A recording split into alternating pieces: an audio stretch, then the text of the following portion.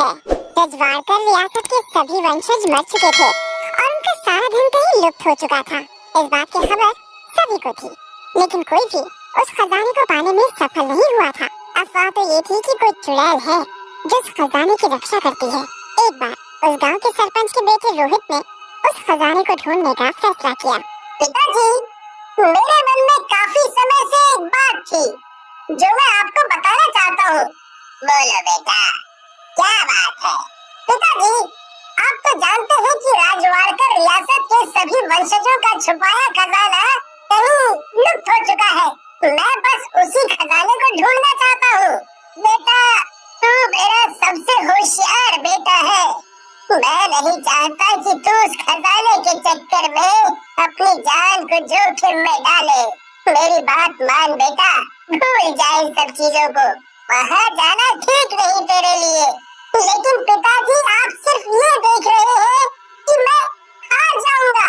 आप ये सोचिए कि अगर मैं इस खजाने तक पहुँच गया तो क्या होगा।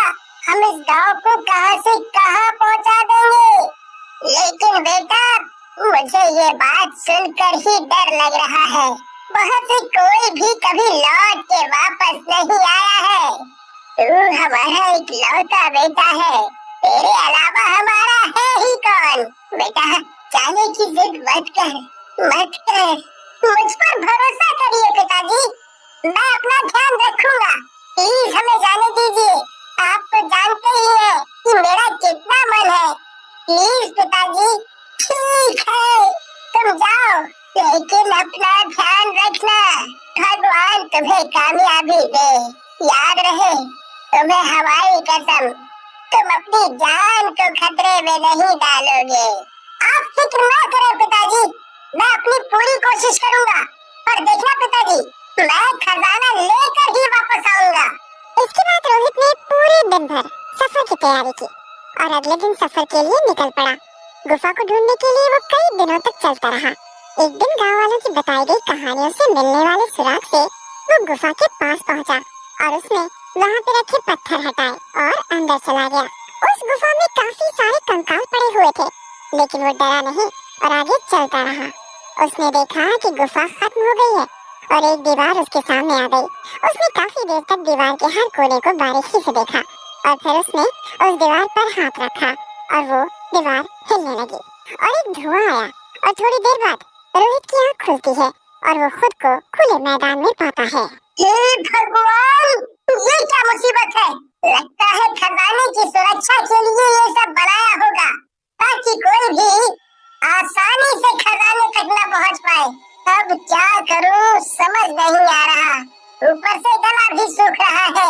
वो देखता है कि दूर दूर तक वहाँ पानी के लिए नदी तालाब कुछ भी नहीं है। पानी की तलाश में वो आगे की तरफ चलने लगता है। चलते चलते रोहित को चक्कर आने लगते हैं और वो अचानक एक आदमी से टकरा जाता है। उसे लगता है शायद वो भी उसी की तरह खजाने की खोज में आया है। रोहित जैसे ही उसके कंधे पर हाथ रखता है, उस इंसान की गर्दन पीछे की तरफ मुड़ने लगती है।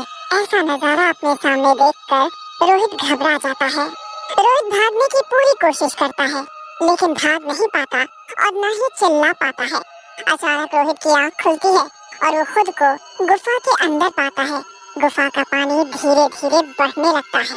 मुझे जल्दी यहाँ से बाहर निकलना होगा, नहीं तो आज मेरे प्राण गए। क्या करूँ समझ नहीं आ रहा है। ऐसा करता हूँ, दीवार के कोनों में देखता हूँ, क्या पता बाहर निकलने का कोई रास्ता मिल जाए। दूसरी तरफ गुफा में पानी का स्तर धीरे धीरे बढ़ रहा होता है और रोहित को कहीं भी बाहर निकलने का दरवाजा नहीं दिख रहा होता है, लेकिन फिर भी वो अपनी पूरी जान लगा देता है। पानी उसके शरीर के ऊपर चला जाता है। तभी उसे नीचे जमीन में कुछ दिखता है। वो तैरते हुए उसके पास पहुंचता है। रोहित को गुफा के बीच में एक ढक्कन सा कुछ दिखाई देता है। वो जैसे ही उसे उठाता है, वहाँ का सारा पानी बाहर की तरफ निकल जाता है। चलो जान में जान आई, यहाँ से सारा पानी बाहर निकल गया है। लगता है यहीं से बाहर जाने का रास्ता है। ऐसा करता हूँ, अंदर जाके देखता हूँ। रोहित उस सुरंग के अंदर जाता है और एक तालाब के पास पहुँचता है। तालाब से एक चुड़ैल के हंसने की आवाज आती है। मैं हूँ खजाने की रक्षक। क्या हुआ, डर गए? खजाना चोरी करने आए हो? देखो, मैं खजाना चोरी करने नहीं, बल्कि उसे गरीबों की मदद करने के लिए इस्तेमाल करना चाहता हूँ। तुम जैसे बहुत आए और मारे गए, अब तुम्हारी बारी है। मुझे जाने दो, खुद सोचो ये खजाना कब से यहाँ पड़ा हुआ है, आज तक ये किसी के काम आया नहीं ना, लेकिन मैं इसे सबकी भलाई के लिए इस्तेमाल करना चाहता हूँ, यकीन करो मेरा। ये खजाना राजवाड़कर वंश के राजाओं का है और उनकी मर्जी के बिना कोई भी इसे नहीं ले जा सकता, समझे तुम? चुड़ैल ने अपना हाथ लंबा किया और रोहित की गर्दन पकड़ ली। रोहित दर्द से चिल्लाने लगा। कभी चुड़ैल उसे उठाकर यहाँ फेंकती तो कभी वहाँ फेंकती। चुड़ैल ने रोहित को अधमरा कर दिया। फिर भी रोहित सिर्फ एक बात कहता, मेरा यकीन करो, इससे हम लोगों को काफी मदद कर सकते हैं, उन सबके जीवन के कष्ट दूर हो जाएंगे, दया करो हम पर। तू तो बड़ा ढीठ है रे, एक बार में समझ नहीं आता तुझे? क्या लगता है मुझे कि तू ऐसे नहीं मानेगा?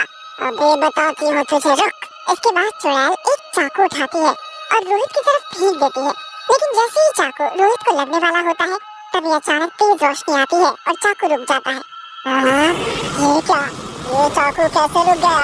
रुक जाओ गौरी, हमारा इंतजार खत्म हुआ। महाराज? हाँ, हमारा इंतजार खत्म हुआ गौरी, हमें हमारे खजाने का वारिस मिल गया है, आज से तुम आजाद हो। तुमने इतने वर्षों तक हमारे राज्य के खजाने की निस्वार्थ भावना से रक्षा की, इसके लिए मैं तुम्हारा ऋणी हूँ गौरी।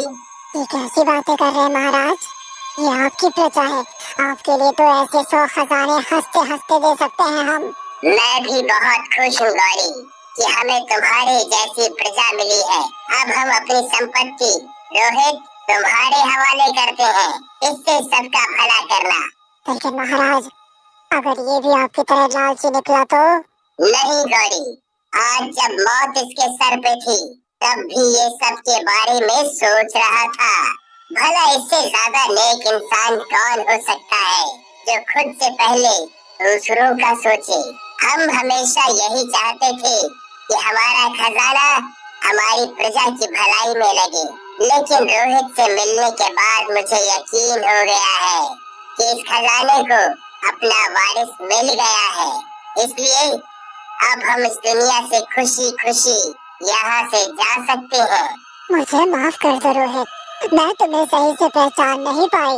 इस खजाने का ध्यान रखना और लोगों की भलाई करना और हमेशा सबकी मदद करना।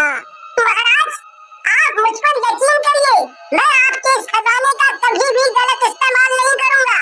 इस खजाने से मैं हमेशा सबका भला करूँगा ताकि आपके खजाने का सही इस्तेमाल हो सके। आप बेफिक्र हो जाइए, आपकी अधूरी इच्छा मैं पूरी करूँगा। हमें खुशी हुई जान के कि तुम मेरी इच्छा पूरी कर रहे हो गौरी, तुम्हारे जाने का वक्त आ गया है। तभी वहाँ एक रोशनी आती है और गोरी वहाँ से गायब हो जाती है। तभी थोड़ी देर बाद महाराज भी वहाँ से गायब हो जाते हैं। इसके बाद रोहित वहाँ से चला जाता है और वहाँ कुछ लोगों को लेकर आता है और वहाँ से सारा खजाना ले जाता है और इस खजाने से लोगों की भलाई के लिए वो काम करना शुरू कर देता है और अपना पूरा जीवन लोगों की खुशी के लिए लगा देता है।